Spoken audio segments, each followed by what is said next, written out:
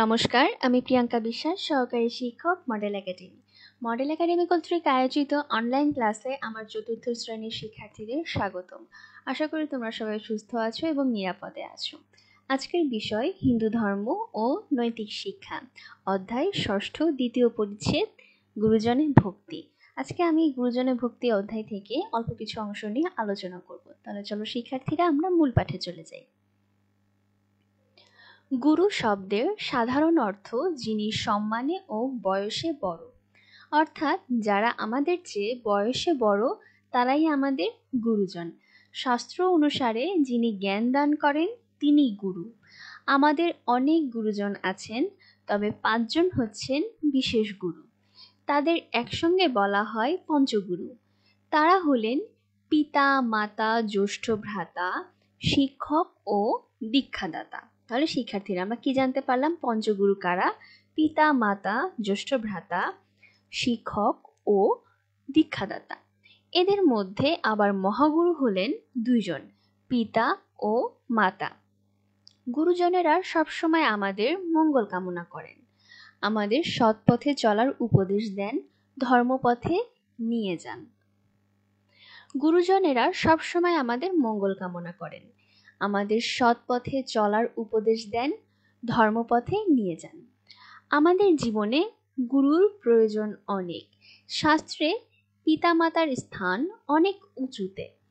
পিতাকে স্বর্গের সঙ্গে তুলনা করা হয়েছে, পিতা স্বর্গ, আর মাতাকে বলা হয়েছে স্বর্গের চেয়েও শ্রেষ্ঠ, স্বর্গাদপি গরীয়সী। মায়ের সঙ্গে কারোর তুলনা হয় না।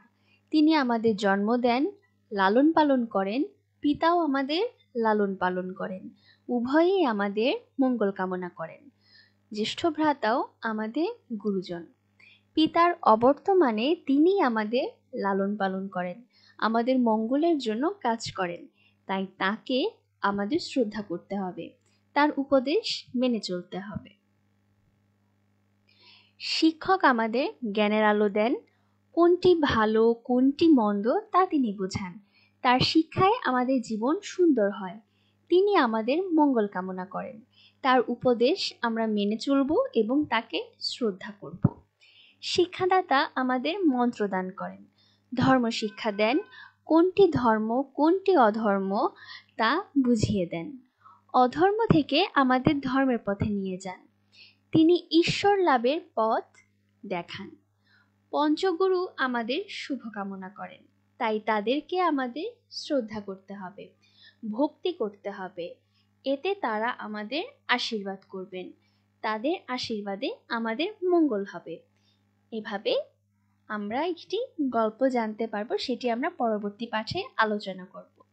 শিক্ষার্থীরা, এখানে তোমরা গল্পটি পুরোপুরি বুঝতে পেরেছো যে আমাদের পঞ্চগুরু পিতা, মাতা, শিক্ষক, জ্যেষ্ঠ ভ্রাতা এবং দীক্ষাদাতা, এবং 5 জন গুরু আছেন। তাদের কিন্তু আলাদা আলাদা একটি করে কর্তব্য আছে, ঠিক আছে? শিক্ষক যেমন আমাদেরকে জ্ঞানের আলো দিচ্ছেন, কোনটি ভালো কোনটি মন্দ সেটি বোঝাচ্ছেন, দীক্ষাদাতা আমাদের মন্ত্র দান করছেন, ধর্ম শিক্ষা দিচ্ছেন, এবং পঞ্চগুরুরা কিন্তু আমাদের কি করে? শুভ কামনা করেন, তাই তাদেরকে আমাদের শ্রদ্ধা করতে হবে। এবং পিতামাতা কিন্তু আমাদের সব থেকে বড় আশীর্বাদ। পিতা মাতার স্থান কিন্তু শাস্ত্রেও অনেক উঁচুতে। চলো শিক্ষার্থীরা, আমি তোমাদের সুবিধার্থে শূন্যস্থান পূরণ করে দিয়েছি, চলো আমরা একসাথে পড়ি। সকলের জীবনে গুরুর প্রয়োজন অনেক। শাস্ত্রে পিতামাতার স্থান অনেক উঁচুতে। জননী জন্মভূমিশ্চ স্বর্গাদপি গরীয়সী। শিক্ষক আমাদের জ্ঞানের আলো দেন, শিক্ষাদাতা ঈশ্বর লাভের পথ দেখান, পঞ্চগুরু আমাদের শুভকামনা করেন। আশা করি শিক্ষার্থীরা তোমরা বুঝতে পেরেছো। তোমাদের বাড়ির কাজ থাকবে, পঞ্চগুরু বলতে কি বোঝায় এই প্রশ্নটি তোমরা লিখবে। গুরুজন আমাদের জন্য কি করেন এই প্রশ্নটিও তোমরা লিখবে, এবং অধ্যায়ের যে মিলকরণটি আছে সেটি তোমরা খাতায় তুলে লিখবে। তাহলে শিক্ষার্থীরা, এই পর্যন্তই আজকে। পরবর্তী পাঠে তোমাদের সাথে আবার কথা হবে। যদি তোমাদের বুঝতে কোনো সমস্যা হয় আমাকে কমেন্ট বক্সে জানাবে, আমি যথাসম্ভব উত্তর দেওয়ার চেষ্টা করব। তাহলে সবাই ভালো থেকো, সুস্থ থেকো। ধন্যবাদ সবাইকে।